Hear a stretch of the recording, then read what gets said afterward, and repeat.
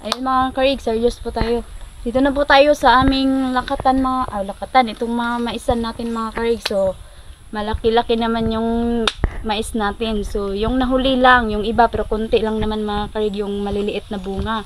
Kasi hindi to na mga karig, pinunan kasi ito mga karig. May nauna, may nahuli. Kaya yung iba maliit. Pero madami din yung mga malalaki ditong mais mga karig. Ayan po yung ating mais mga karig. Tapos tignan nyo ang ating lakatan mga karig. Oh, nakatago dyan sa kamaisan. Diba? Ang taba-taba. So maganda talaga tamna ng mais. So tamna na lang natin ng mais dito palagi mga karig. Para maganda yung tubo sa ating lakatan. So yun lang po yung experience namin dito sa aming lakatan. Kapag tamnan ng mais. So, abangan na natin mga kakarig ang ating pag-harvest dito sa ating mais. Ako excited na din mga karig mag-harvest dito. So, dito mga karig, ang aming kardabahan. Kunti pa lang to mga karig. So, ang bilis lumaki mga kakarig. So, depende pala yan sa lupain. Hindi maganda yung lupa doon sa may kabila namin tinamnan na saging. Kaya dito mga karig, oh, napakataba.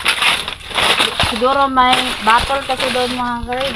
Siguro hindi makapagbunga.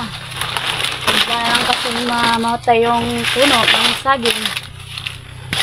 So dito wala namang sakit mga karig. So maganda yung tubo ng saging. So damihan natin son dito sa pagtatanim ng saging kaidaba. Gigian dere. Ang sa dito unta tamnan nagbais no.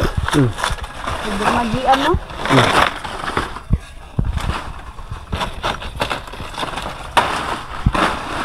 Hindi man nilakatan, labaw no?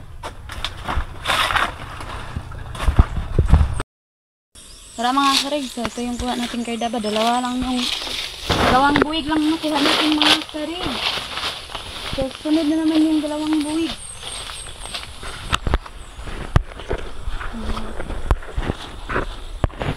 Natin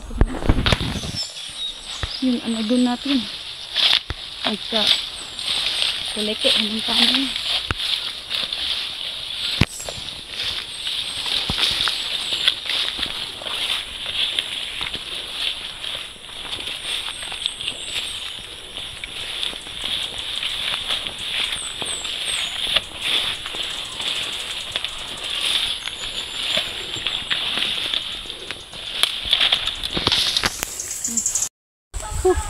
pakupra may mga karig sa dito sa aming mga niyog. Ayan. Ayan, mag-start sila tapos babalikan lang namin. So, bali yung pinsan niya ang mag-kupra rito. So, pakupra tayo ng ating mga niyog, mga kakarig. Kuya Doy! Dakan pong lahing lah.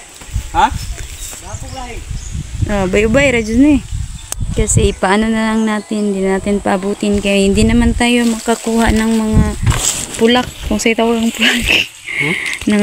Yung mga mga karig ba galing sa puno nahulog sa baba. Yung mga nahulog na mga lubi, hindi na natin makukuha yan kasi wala na tayong madadatnan dito kaya na lang natin paakyat to lahat ng mga niyog. So magkopra sila mga karig. So kami pauwi na din kami ngayon. So magtaga lang kami ng saging mga kakarig. Ha? Kunin natin tong kardaba mga karig.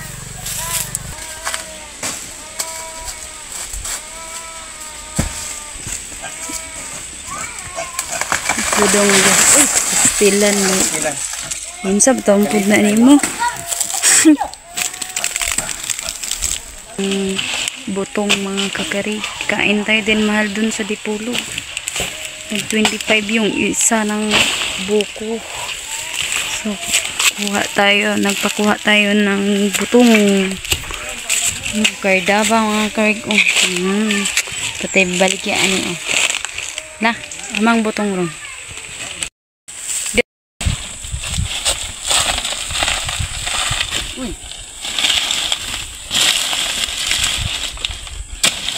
Tumbling na. Ha?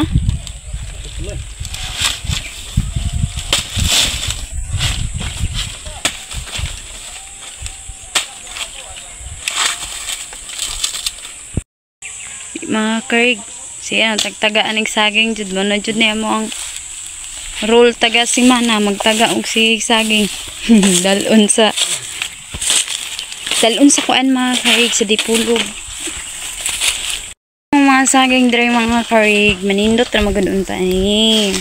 Na manggoy mga kuan dre nga mag ano mga karig ba kanang suntuko ng mga saging mga karig binuangan mo nang inani ra jud siya kagamaya di siya managko. Balik ra ring itsura mga karig. Mo naman ihitabo sa dawaton mga tong inani kapoy na rin kay kundari ay. Napa oh? Ulang naman na palikiun panim na. Mong kinabuhi dira mo si taga mga karig. Di pwede dili manhin jud sa semana. Karon mga karig kardaba og kaning tundan na mag-harvest pa ta didto mga karig sa unahan. So kanay talon ni Mr. Tuloka sipi asaha ya ako kuy dalaan ni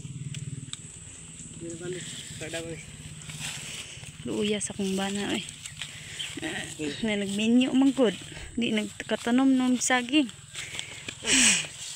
patay para sa akong duha ka kading panita na to kay talon na to dito sa dipulog pasalubong na to ning kuan kay daw kay tubog mahal kay dito sa among karig 25 kaayo na dito sa dipulog boulevard na yan lang na libre ra dahil mga karig na kay kabutong na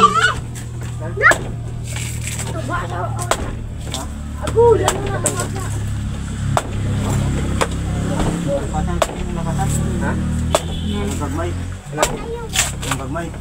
Ano ba kasi magbuhat mo dito mo dalo. Kapakon ko. Jay, gara-gara agi hada niya pamakaran niya. Tundan dan tingin.